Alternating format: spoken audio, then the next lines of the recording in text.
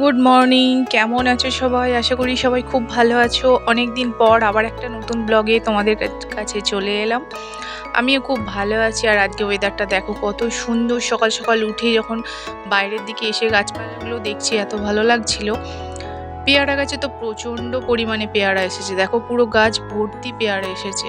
এই পেয়ারাগুলো যখন বড় হবে নিজের গাছ থেকে তুলে তুলে পাড়তে বা খেতে খুবই ভালো লাগবে। যে কোনো জিনিস বাজার থেকে কিনে খাওয়ার থেকে যখন বাড়িতে নিজের গাছে ফলন হয় এবং সেটা যখন নিজে হাতে তোলা হয়, সত্যি খুব ভালো লাগে এবং খুব ভালো অনুভূতি এটা আমার কাছে। বিশেষ করে জানি না তোমাদের কার কেমন লাগে। তো দেখো ওয়েদারটা কত সুন্দর, আর আমার গাছপালা তো বাড়িতে ভর্তি। গাছপালাগুলো দেখে দেখে আমার তো সারা দিনটা, প্রত্যেকটা দিনই খুব সুন্দরভাবে কাটে। যেহেতু আমি প্রকৃতি ভালোবাসি, সবুজের মধ্যে থাকতে ভালোবাসি। আর এদিকে দেখো আমাদের একটা আম গাছ হয়েছে, নতুন আম গাছটা উঠেছে। আম গাছের পাতাগুলো দেখো কচি কচি, কি সুন্দর লাগে না? যখন কচি পাতা আম গাছে থাকে দেখতে এত ভালো লাগে, এবং কালারগুলো বেশ অন্য রকমের একটা রং আসে, খুব সুন্দর লাগে। তো সেইগুলোই কচি পাতা এসছে। এবারে আম তো ধরেনি গাছটায়, পরের বার হয়তো ফলন দেবে। এবছর গাছটা একটু বড় হয়েছে, আগের বারে আরও অনেকটা ছোট ছিল। আগে আমাদের একটা গাছ ছিল, গাছটা মারা গেছে, গাছটা ভেঙে যায়, মানে বাজ পড়েছিল, তো তার জন্য গাছটা নষ্ট হয়ে যায়। তো বৃহস্পতিবার ছিল, দেখো চলো সন্ধে না, পুজোই করব, ঠাকুর পুজো করবো। আর ঠাকুর পুজো করলে আমাকে তো ধুনো দিতেই হয়, জানো আমার ভালো লাগে। তো আজকে পুরো ধুনো দেওয়ার প্রসেসটাই তোমাদেরকে আমি দেখাচ্ছি। তোমরা সবাই জানো, তবু আজকে একটু বেশ ভালো করে বসে সুন্দর করে ধুনোটা দিচ্ছি। তো দেখো ধুনো দেওয়ার জন্য আমি তো ঘুঁটে দিয়েই ধুনোটা দিই। ধুনোটা প্রায় ধরে গেছে, এবার ধুনোটা সমস্ত ঘরে দেখিয়ে নেব। ধুনোর গন্ধটা ঘরের মধ্যে মানে ছড়ায় যখন, না আমার খুব ভালো লাগে, সুন্দর ফিলিংস আসে একটা। তো মনে হয় যেন পুজো অর্চনা হচ্ছে বা বাড়িতে পুজো টুজো হয়।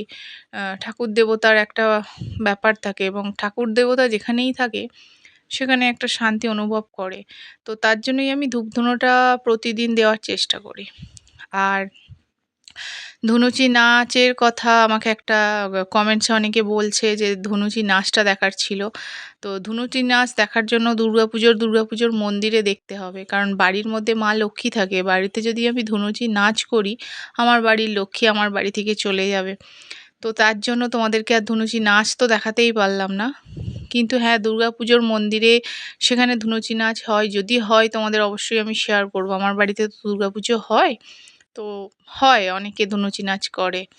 তো চলো, ধুনোটা সব জায়গায় ঘরের মধ্যে দেখিয়ে দিয়েছি, বাইরে তুলসীতলা আর মড়াইতলা রয়েছে, সেখানেও একটু দেখিয়ে নিচ্ছি।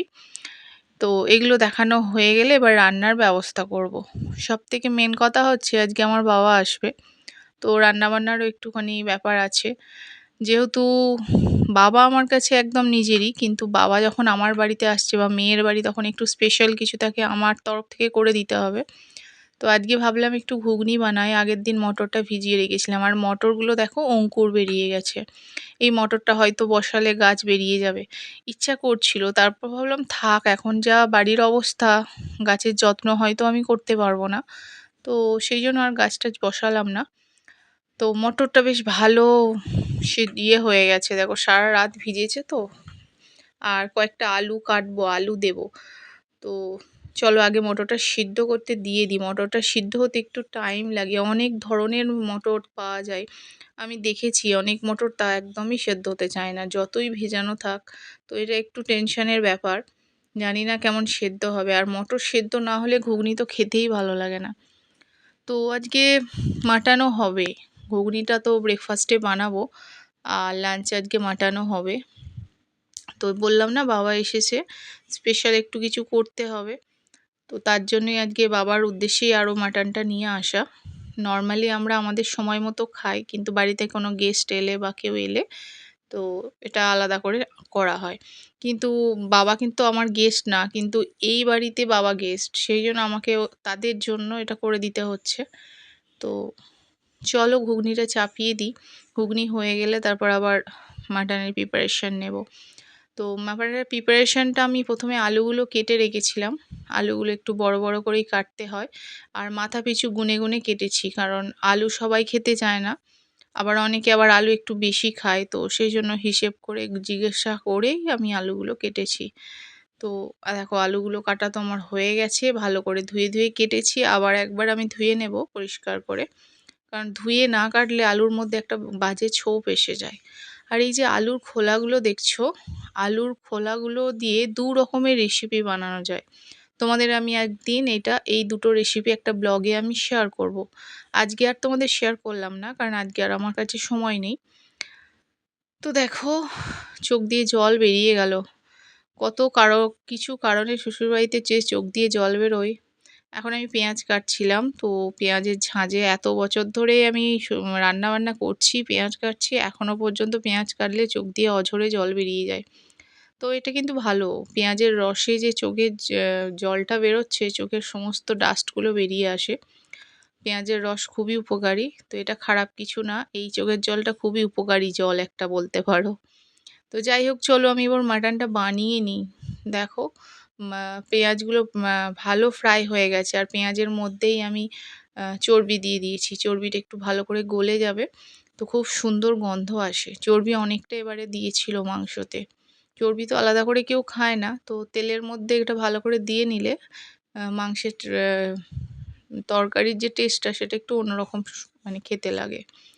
তো দেখো কাঁচা টমেটো দিয়ে দিলাম, আর সাথে মাংস। এবার সমস্ত রকমের মশলা যা কিছু আছে দিয়ে দেব। আর এই যে মেটেগুলো দেখছো, এগুলো সব আমার মেয়ের। আমার বড় মেয়ে খুব মেটে খেতে ভালোবাসে, স্পেশাল করে ওর জন্য বেশি করে মেটে আনা হয়। ছোট মেয়েকেও এক পিস দেবো। ছোট মেয়ে তো যাই খাবে অল্প খাবে, বেশি খেতে শেখেনি এখনো। আর বাকিটা পুরোটাই আমার মেয়ের। মেয়ে যদি দুবেলা মাংস খায়, দুবেলাও ওর জন্য আমাকে মাটনের ওই মেটেগুলো রাখতে হয়। তো মোটামুটি আমার মাংসের ঝোলটা প্রায় রেডি হয়ে গেছে। দেখো ঝোলটাও বেশ ফুটছে, আলুও সিদ্ধ হয়ে গেছে। আলু সিদ্ধ হয়েছে কি আমি একটু চেক করে নিলাম, দেখলাম হ্যাঁ মোটামুটি সেদ্ধ হয়ে গেছে। এরপর যখন আমি এটা ঢাকা দিয়ে রেখে দেব, তো তাতে আবার একটু আলু সিদ্ধ হয়ে যাবে। তো মাটনটা দেখতে তো বেশ টেস্টি লাগছে বা খুব সুন্দর হয়েছিল। পাতলা করেই করি। তো ঘুম থেকে উঠে লাঞ্চ টাঞ্চ করে ঘুমিয়ে গিয়েছিলাম, লাঞ্চটা তোমাদের দেখাতে পারলাম না। তো খুবই ক্লান্ত লাগছিল, ঘুমিয়ে গেছিলাম। ঘুম থেকে উঠে দেখছি প্রচণ্ড মেঘ এসে গেছে, ঝড় শুরু হয়ে গেছে। আমাকে দেখে বুঝতে পারছো, দেখো হাওয়া চলছে। তো আমি জামা কাপড়গুলো তাড়াতাড়ি করে তুলে রাখলাম, যেগুলো রোদে দিয়েছিলাম শুকিয়েই গেছিলো। আর এই দিকে দেখো আমাদের বাড়ির সামনেটা দেখো পুরো মেঘ এসে গেছে, দূরে মাঠ পুকুর সব দেখা যাচ্ছে। কেমন একটা লাগছে না? মনে হচ্ছে একদম এক্ষুনি যেন ঝড় উঠবে বিশাল একটা কিছু।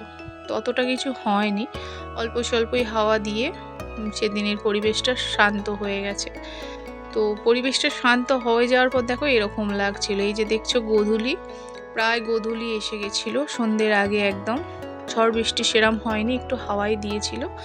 আর এই গোধূলি বেলাটা খুব সুন্দর একটা সময়, খুবই একটা মানে দেখার ব্যাপার। যাই হোক, ব্লগটা আজকে এখানেই শেষ করছি। দেখা হচ্ছে নতুন আবার একটা ব্লগে।